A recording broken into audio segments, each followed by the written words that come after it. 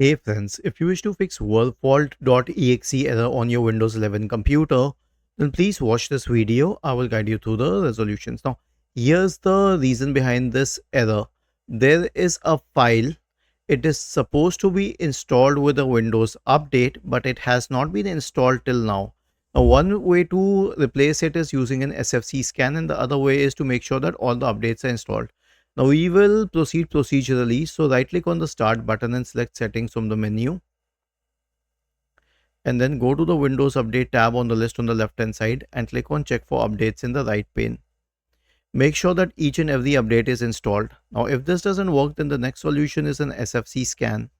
Search for command prompt in the Windows search bar, click on run as administrator, type the command sfc /scan now and hit enter to invoke the SFC scan. Was this helpful? If yes, then please subscribe to the channel. If not, then let us know in the comment section of the video on how we could help you further.